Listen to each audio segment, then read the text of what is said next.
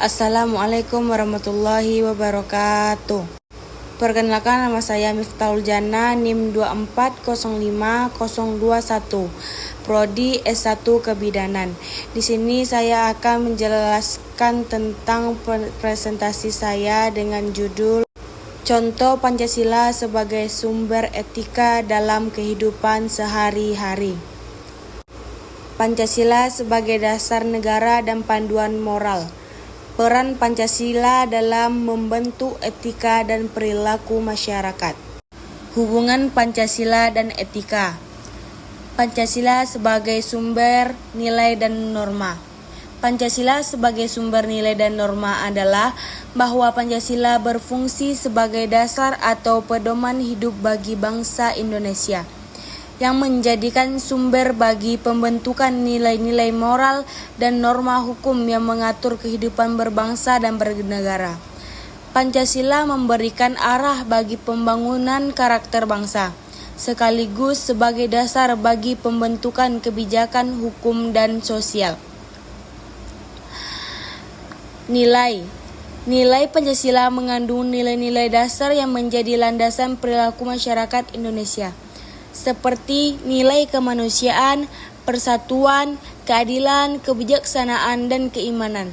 Nilai-nilai ini diharapkan dapat diterapkan dalam kehidupan sehari-hari. Norma. Berdasarkan nilai-nilai tersebut, norma-norma dibentuk untuk mengatur perilaku masyarakat agar tetap sesuai dengan prinsip-prinsip dasar Pancasila.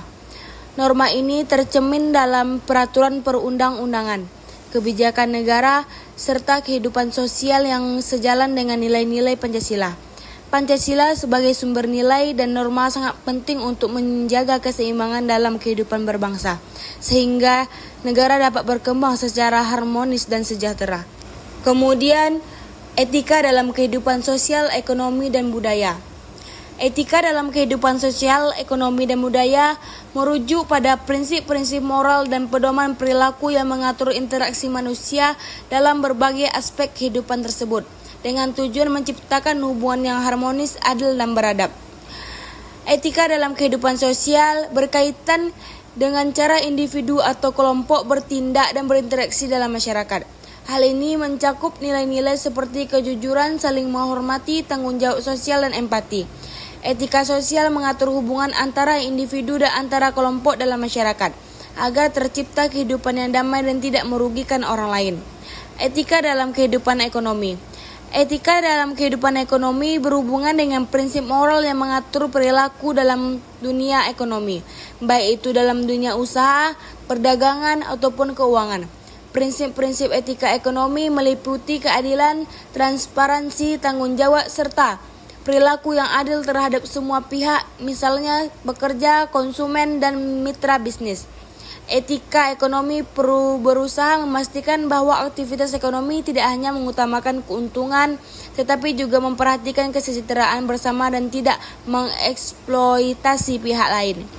Etika dalam kehidupan budaya. Etika budaya berhubungan dengan cara kita menghargai dan menghormati perbedaan budaya, tradisi, dan nilai-nilai lokal. Dan kemudian ada pengaruh Pancasila dalam pembentukan karakter bangsa.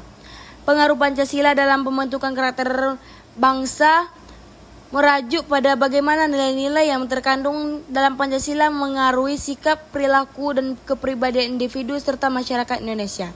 Pancasila sebagai dasar negara dan ideologi bangsa memiliki peran penting dalam membentuk karakter bangsa yang berakhlak mulia, penuh rasa tanggung jawab, dan saling menghormati. Setiap sila dalam Pancasila mengandung nilai-nilai yang bisa membentuk kepribadian yang kuat dan berintegritas.